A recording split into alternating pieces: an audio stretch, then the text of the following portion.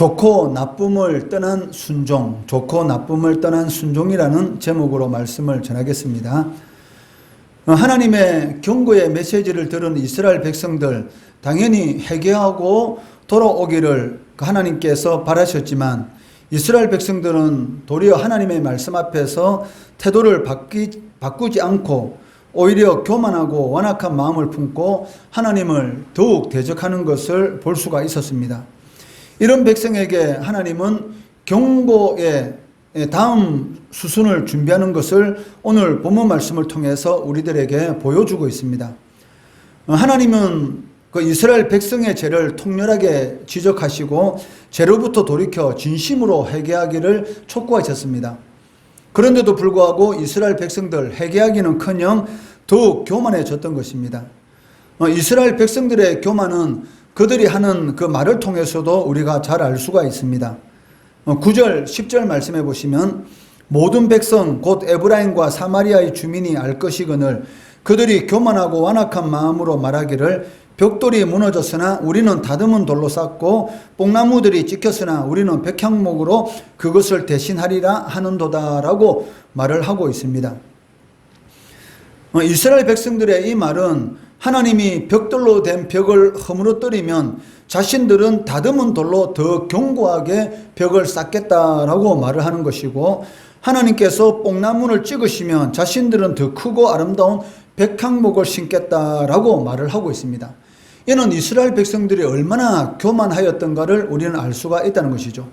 이스라엘 백성들이 잘못함으로 인해서 하나님께서 이방인들을 통해서 이스라엘 백성들의 이 집이 무너지고 또 이스라엘 땅에 있는 모든 자원들이 이게 다 빼앗겨가는 그런 고통을 당할 것이다 라고 말을 하는데도 불구하고 그 말을 들었으면 당연히 회개하고 돌이켜야 됩니다.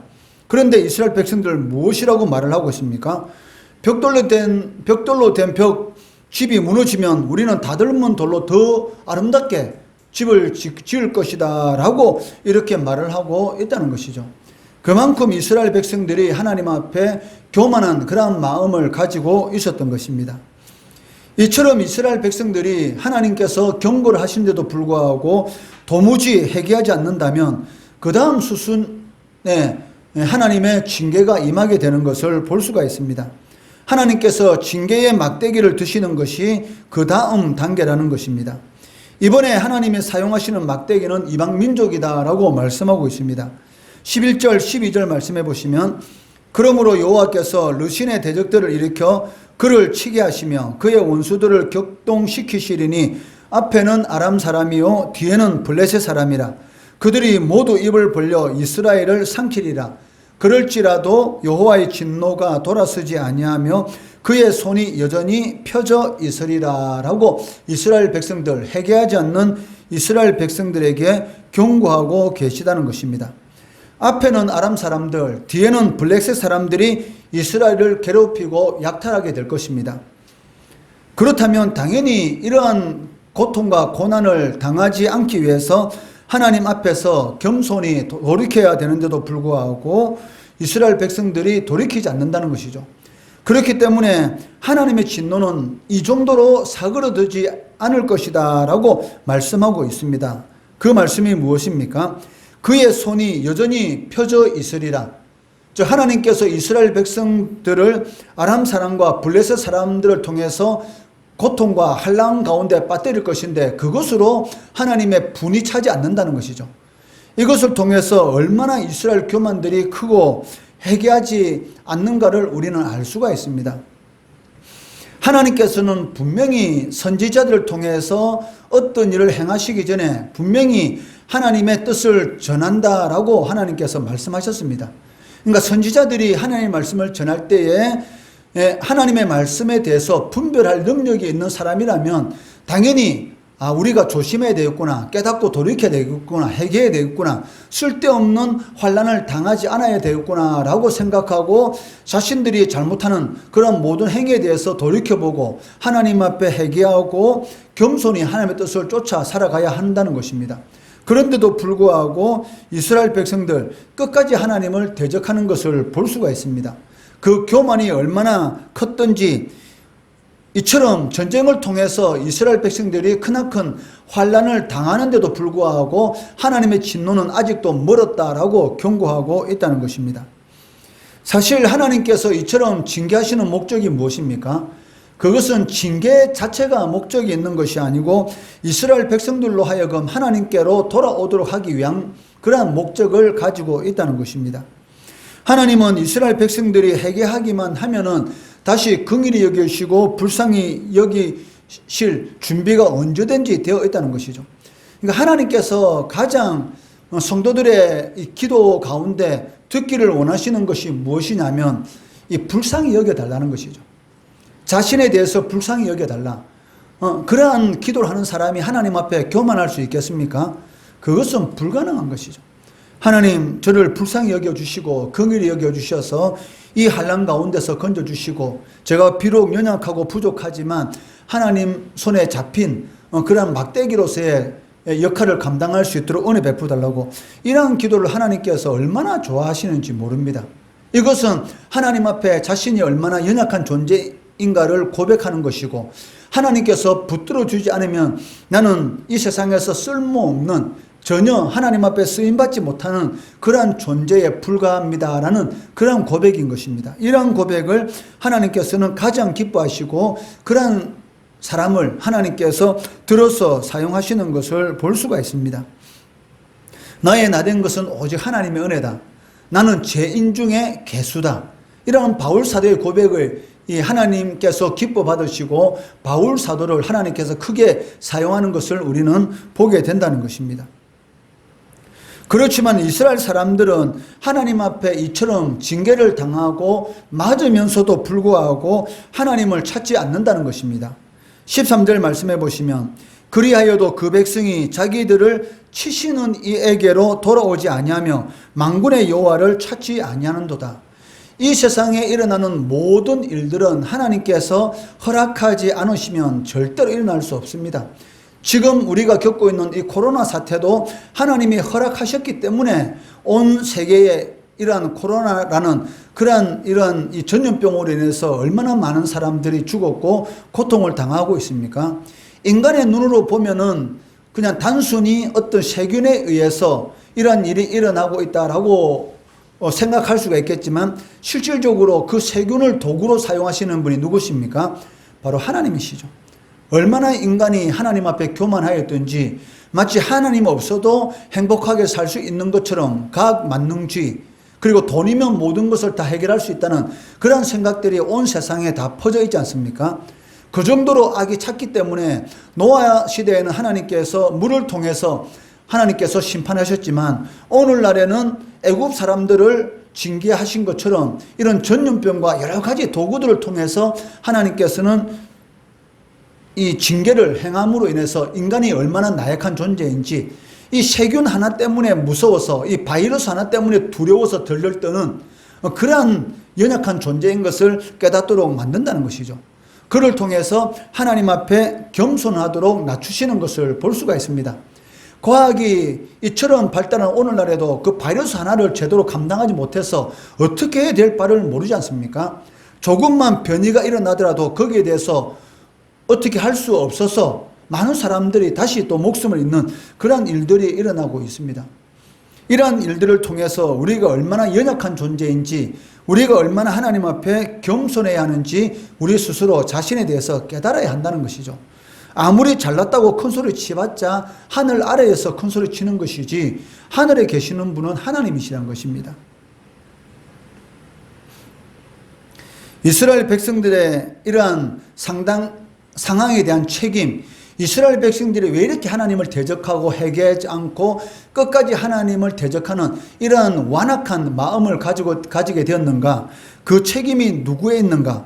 바로 상당 부분 지도자들인 장로들과 거짓 선지자들, 즉 자신의 의지로 일어섰던, 하나님께 기름 부음을 받지 않은 자신의 의지로 일어섰던 이러한 거짓 선지자들에게 있었다는 것입니다. 15절 16절 말씀해 보시면 그 머리는 곧 장로와 존귀한 자요 그 꼬리는 곧 거짓말을 가르치는 선지자라. 백성을 인도하는 자가 그들을 미혹하니 인도를 받는 자들이 멸망을 당하는도다. 그러니까 인도하는 자들이 잘못 인도하는 이러한 자들 때문에 누가 이 고통을 받고 환난을 당하고 있습니까?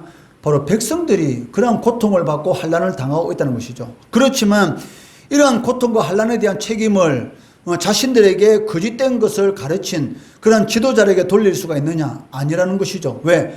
자신들이 그 거짓된 가르침을 좋아하였고, 그리고 그 말에 대해서 자신들도 수긍하고 그 말을 따랐기 때문인 것입니다.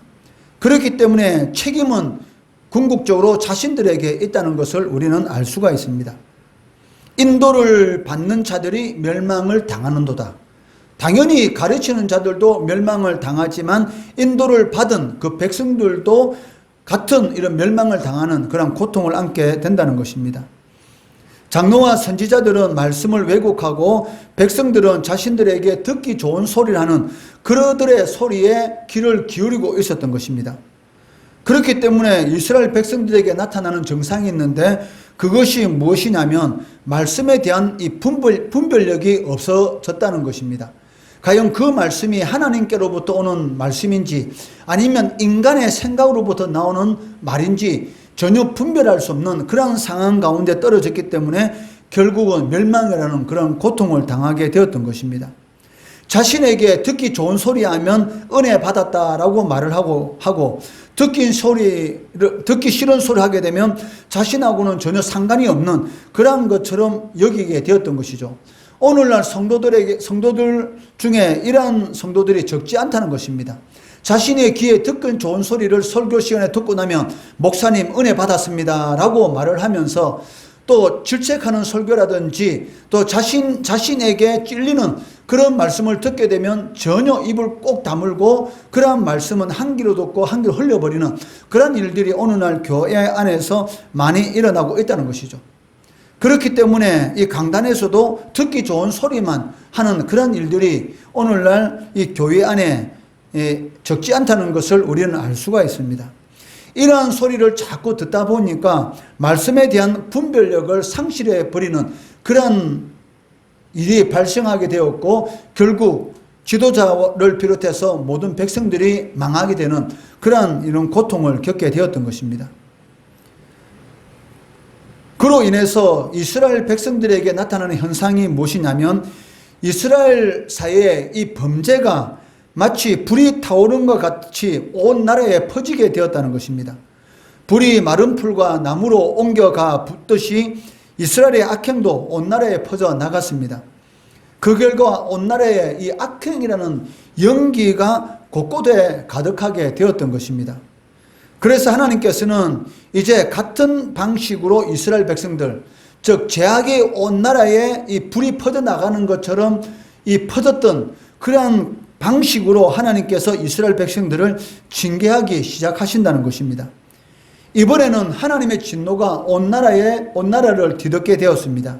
19절에 보시면 만군의 여호와의 진노로 말미암아 이 땅이 불타리니 백성은 불의 석과 같을 것이라 사람이 자기 형제를 아끼지 아니하며. 여러분들이 만약 그 하나님의 말씀대로 살지 않게 된다면 형제지간에도 분란이 일어나게 되고 부부지간에도 분란이 일어나게 되고 다른 사람과의 관계 속에도 분란이 일어난다는 것이죠. 왜냐하면 그 마음이 완악하게 되기 때문입니다. 사울왕이 자신의 사위인 다윗을 왜 죽이려고 할까요? 사위는 자신의 편이지 않습니까? 그런데도 불구하고 왜 갑자기 사울왕이 사위인 다윗을 죽이려고 그렇게 몸부림치고 10년 이상을 쫓아다니면서 다윗을 죽이려고 했습니까? 그 이유가 무엇이냐면 하나님과의 관계가 깨어지고 난 이후부터 성령이 떠나고 악령이 그 마음속에 들어가니까 이 사위도 믿지 못할 그런 인간으로 보이기 시작했던 것이죠. 마찬가지입니다. 여러분들이 하나님의 말씀대로 살지 않고 자신의 생각대로 살아가게 되면 모든 사람들의 관계가 어느 순간인가 파괴되기 시작하는 것이죠. 그러므로 인해서 삶의 기쁨이라는 것이 없어지기 시작한다는 것입니다. 자기 형제를 아끼지 않는 그러한 일들이 이스라엘 곳곳에서 일어나게 될 것이다 라고 말씀하고 있습니다. 악행의 불길보다 더 맹렬한 하나님의 진노의 불길이 온 나라를 삼켜버리게 되는데, 마침내 형제인 므낫세와 에브라임, 즉 므낫세와 에브라임은 바로 이런 그 형제인데도 불구하고 서로 치는 그러한 일까지 일어나게 된다는 것이죠. 므낫세와 에브라임은 요셉의 이런 아들이지 않습니까? 그런 요셉의 아들인 이 형제지간에 서로 죽이는 그러한 일들이 생기게 된다는 것입니다. 21절 말씀해 보시면 므낫세는 에브라임은 므낫세를 먹을 것이요 또 그들이 합하여 유다를 치리라. 그럴지라도 여호와의 진노가 돌아서지 아니하며 그의 손이 여전히 퍼져 있으리라 라고 말씀하고 계십니다. 북왕국 이스라엘을 지탱하는 두 지파, 이 므낫세와 에브라임, 즉 에브라임은 바로 북이스라엘을 부를 때에 에브라임이라는 그러한 말로 불릴 정도로 에브라임 지파가 이 북이스라엘에서 강력한 지파였습니다. 그런데 이 므낫세와 에브라임이 서로 싸움으로 인해서 결국 이스라엘이 이방 민족에서 멸망하게 되었던 것이죠. 한 나라가 망하는 것은 외적 요소보다는 내적인 요소로 의해서 망하는 경우가 엄청나게 많습니다. 우리나라 선조시대에 이 임진왜란이 일어났는데 임진왜란을 겪은 이유가 무엇입니까? 외부적인 그러한 이런 요건보다는 내적인 이런 당파 싸움이라든지 이런 것 때문에 사실은 임진왜란이 일어나게 되었던 것이죠. 로마가 왜 망하게 되었습니까? 로마는 신정국가입니다. 신정국가인데 그 나라가 멸망하게 된 이유가 무엇입니까? 하나님을 대적하고 그 사회에 성적 문란이 팽배하게 되고 그리고 부정부패가 심하게 됨으로 인해서 속에서 썩었기 때문에 결국은 바로 이 로마 제국이 바로 이 게르만 이 족속에 의해서 망하게 되는 것이죠. 이러한 일들은 오늘날에도 언제든지 일어날 수가 있다는 것이죠. 우리의 가정이 무너지는 건 한순간입니다. 왜? 하나님을 믿는 백성들, 하나님의 택한 백성들이 하나님의 말씀대로 살지 않으면 그 가정은 반드시 붕괴되고 무너질 수밖에 없다는 것입니다. 좁은 의미로서는 여러분의 인생도 무너질 수가 있다는 것이죠. 여러분의 인생은 어떻게 보면 집을 짓는 것과 똑같다라고 말씀할 수가 있습니다. 하나님의 말씀이라는 그 기초 위에서 모든 것을 쌓아가야 되는 것이지 하나님의 말씀이 아닌 다른 것에 기초를 두고 쌓아간다면 반드시 그 집은 무너질 수밖에 없다는 것입니다. 이처럼 하나님의 심판은 혹독하기 때문에 우리가 항상 하나님의 말씀을 분별하고 하나님의 말씀대로 살아가려고 노력해야 한다는 것입니다. 그러므로 하나님의 백성이 듣기에 좋은 소리만 쫓아가면 결국 멸망합니다. 여러분들 친한 친구들은 여러분들에게 나쁜 이야기, 듣기 싫은 소리는 잘 안 하지 않습니까? 왜? 친구니까. 괜히 서로 감정 상해서 이 친구 사이가 멀어질까 두려워서 친구 사이에는 이런 나쁜 소리는 안 합니다. 왜? 친구가 보기에도 저 친구는 이것만 고쳤으면 좋겠는데 라는 그런 생각을 가지고 있어도 잘 말 안 해요. 왜? 관계가 소원해질까 봐. 그렇지만 나와 별로 친하지 않은, 어떻게 보면 나하고 관계가 좋지 않은 그런 사람들이 나에 대해서 나쁜 이야기를 하잖아요. 물론 나에게 좋지 않은 의도를 가지고 나에 대해서 나쁜 소리를 했지만 실질적으로는 그 나쁜 소리를 내가 잘 들어보면 나에게 고칠 그런 이야기를 하고 있다는 것입니다.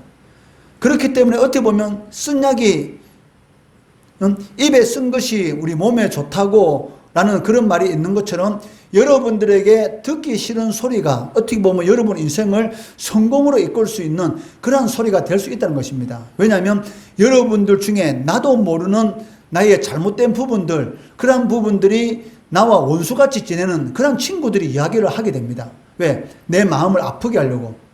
그런데 내 마음을 아프게 하는 그 소리가 실질적으로는 내 인생을 성공으로 이끄는 그런 양약이 될 수가 있다는 것이죠. 그렇기 때문에 혹 여러분들 가까이 있는 그런 사람들이 여러분들에 대해서 어떤 나쁜 이야기를 할 때에 그 나쁜 이야기다라고만 생각하지 말고 그 소리를 한번 귀담아 들어보고 왜 저 사람이 나에게 저렇게 말을 했을까라고 한번 되새겨 보면은, 분별해 보면은 그 소리가 나의 이 부족한 부분들을 고칠 수 있는 그러한 계기가 될 수가 있다는 것입니다.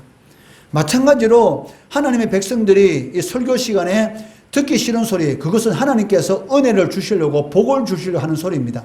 그런데 듣기 싫은 소리는 귀를 딱 막고 한 귀로 듣고 한 귀로 흘려버리고 내가 좋아하는 듣기 좋은 소리만 듣는다면 어떻게 되겠습니까? 그 인생은 결국 망하게 됩니다. 왜? 자신을 바라보지 못한다는 것이죠. 내가 항상 좋은 상태에 있는 것처럼 착각하다가 어느 순간에 넘어질 수가 있기 때문입니다. 그렇기 때문에 하나님의 말씀이라면 듣기만 좋은 소리에만 아멘하는 것이 아니고 듣기 싫은 소리, 내 가슴을 찌르는 소리라 할지라도 아멘으로 화답하고 그 말씀을 주야로 묵상하고 그런가 하여 한번 하나님의 말씀에 비추어 보는 그러한 삶을 살아가게 되면 여러분들은 반드시 하나님이 주시는 그런 복된 길을 걸어갈 수가 있다는 것입니다. 하나님의 말씀을 내 마음대로 좋고 나쁜 것으로 판단하면 안 됩니다. 하나님은 선하신 분이시기 때문에 하나님 입에서 나오는 모든 말씀은 좋은 것입니다. 그리고 하나님의 말씀은 성도를 하나님의 사람으로 온전케 하기 위해서 주어진 계시의 말씀이기 때문에 그 말씀이 우리를 하나님의 복을 받는 그러한 사람으로 올바로 세워간다는 것이죠. 이것을 꼭 명심하시고 하나님의 말씀이 선포될 때에 좋고 나쁘고 이렇게 판단하는 것이 아니라 모든 말씀을 아멘으로 받아들일 수 있는 그를 통해서 복된 삶을 살아가시는 우리 성도들 되시기를 주의 이름으로 축원합니다.